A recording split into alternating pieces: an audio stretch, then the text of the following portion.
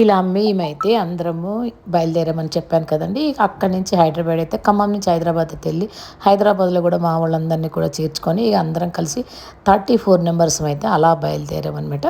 ఇద్దరు వంట వాళ్ళు, ఇద్దరు వర్కర్స్, ఇద్దరు డ్రైవర్స్తో అయితే అలా బయలుదేరాము. ఇదిగోనండి ఆ రోజు మా అబ్బాయి పుట్టినరోజు ఉంది. ఇంకా మా అక్కయ్య మనవడితోటి ఆ రోజు అయితే బస్సులో కేక్ అయితే కట్ చేయించాము. అమెరికాలో మా అబ్బాయి పుట్టినరోజు ఉంది కాబట్టి ఆ రోజు వీడియో కాల్ చేసి ఇలా అయితే మేమైతే కేక్ కట్ చేయించాము. ఫస్ట్ ఇలా అందరం ఆ రోజైతే నిద్రపోయాము. బస్సులో నిద్రపోయి ఇంకా నెక్స్ట్ వెళ్ళి మార్నింగ్ వచ్చేసి జోగులాంబ టెంపుల్ అక్కడైతే మేము బస్సు ఆపామన్నమాట. అక్కడ ఈరోజు జోగులాంబ టెంపుల్ గురించి మీకైతే వివరంగా చెప్పడానికి ప్రయత్నిస్తాను. నాకు తెలిసినంత వరకు అయితే చెప్పగలుగుతాను. ఓకే అండి. జోగులాంబ దేవాలయం తెలంగాణ గద్వాల్ జిల్లాలో గోదావరి నది సమీపంలో ఒక శక్తిపీఠం అండి. ఒక శక్తిపీఠంలో ఒకటి అనమాట. ఇక్కడ సతీదేవి శరీర భాగాలు పడ్డాయని చెప్తూ ఉంటారు చాలా నమ్మకంగా. అందువల్ల ఇది పవిత్రమైన స్థలం. అది కాక కాకతీయుల కాలానికి చెందిన ఈ ఆలయము శిల్పకళా వైభవంతో ప్రసిద్ధి చాలా బాగుంటుందండి. భక్తులు, పర్యాటకులు ఇక్కడ ఒక ప్రశాంతమైన వాతావరణం, ఆత్మికంగా శాంతి, మంచి వాతావరణం కోసం ఇక్కడ వస్తూ ఉంటారన్నమాట. భక్తి శ్రద్ధలతో చాలా వస్తూ ఉంటారు.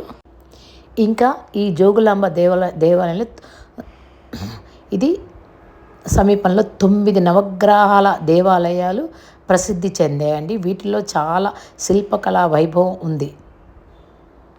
మళ్ళీ చెప్తున్నాను, జోగులాంబ దేవాలయం అలంపూర్లోని ఒక శక్తిపీఠంలో ఒకటండి. అష్టదశ శక్తిపీఠాల్లో 5వ స్థానంలో ఉంటుందండి ఈ దేవాలయం. ఈ దేవాలయంలో అమ్మవారు ఒక ఉగ్ర రూపంలో మనకు దర్శనమిస్తుందండి. ఆలయ సమీపంలో నవగ్రహాలు కూడా మనకి కనిపిస్తాయి అన్నమాట. నవగ్రహ దేవాలయాలు.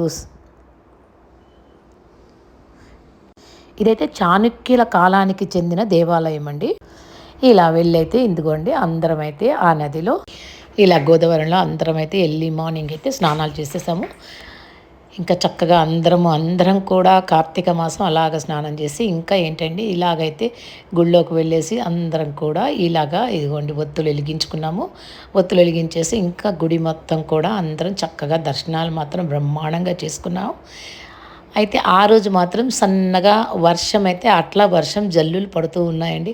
కార్తీక మాసము అలా వర్షపు జల్లుల్లో సోమవారం చాలా మంచిగా అనిపించిందండి. చాలా చాలా చక్కగా అనిపించింది అనమాట. మా ఫస్ట్ యాత్ర అయితే ఇలా జోగులాంబ టెంపుల్ అయితే స్టార్ట్ చేసాము. ఇదిగోండి మా అక్కయ్య కొడుకు మనవాళ్ళు వీళ్ళైతే ఇదిగోనండి మొత్తము తిరిగి చక్కగా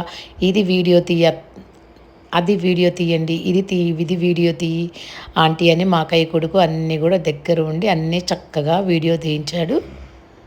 ఇలా ఇదిగోనండి నాకు వచ్చినంత వరకు అయితే ఈ వీడియో అయితే మీకు షేర్ చేయాలన్న సంకల్పంతో అయితే ఇంతవరకు అయితే వీడియో తీయగలిగాను. ఇదిగోనండి మా అక్కయ్య మనవడు నేను వీడియో తీస్తుంటే మధ్యలో వచ్చి కోతి సెకలు చేస్తూ ఉన్నాడనమాట. ఇదిగోనండి ఈ దేవాలయాలు చూసారండి. ఇందులో చాలా చిన్న చిన్న దేవాలయాలు చాలా ఉన్నాయండి. చాలా ప్రశాంతంగా ఉంటుందన్నమాట వాతావరణం. ఇదిగోనండి ఇలాగా ఆ వర్షపు జల్లుల్లో అక్కడ ఆ టెంపుల్లో అంత ప్రశాంతంగా ఇలా వీడియో తీసి మీ గురించి అన్నీ చెప్తూ ఉంటే చాలా ఆనందంగా అనిపించిందండి.